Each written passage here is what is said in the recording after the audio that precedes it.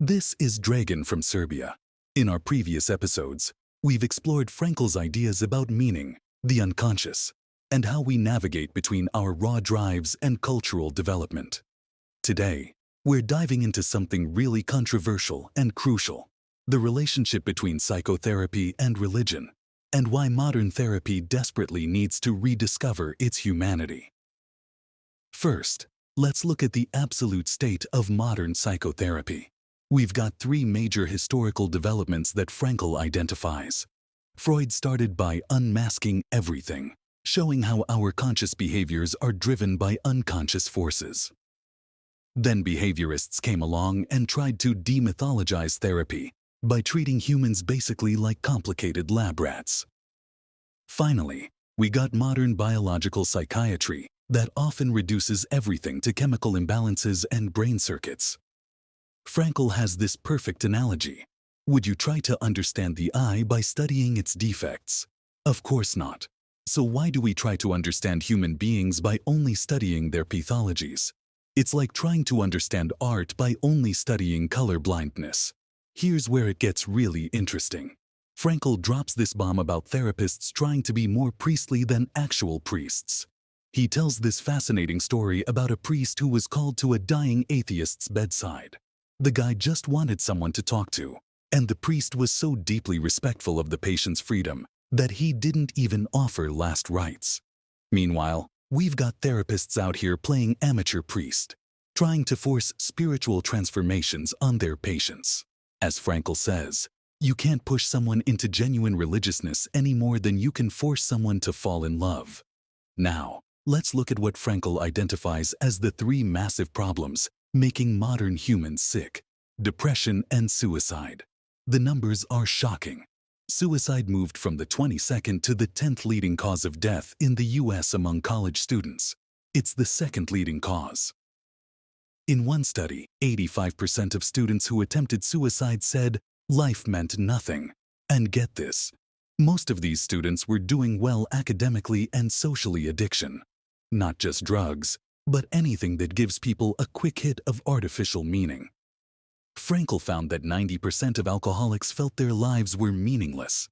When he used meaning-centered therapy with drug addicts, his success rate was 40% compared to the usual 11%.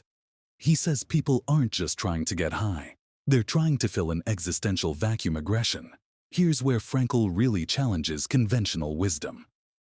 The old theory was that watching violence or playing violent sports would release aggressive energy. Frankl says, nope. Research shows aggressive actions actually increase future aggression.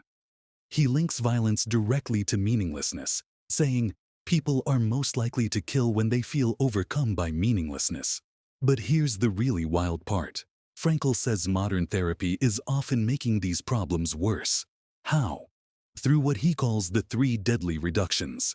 Subjectivism, telling people that all values are just personal preferences. Homeostasis, reducing all human motivation to just tension reduction. Pandeterminism, telling people they're completely determined by their genes and environment. He shares this heartbreaking story about Peace Corps volunteers who came to their mandatory therapy sessions full of idealism and desire to help others. The therapist kept unmasking their altruism as hidden superiority complexes until they became cynical and quit.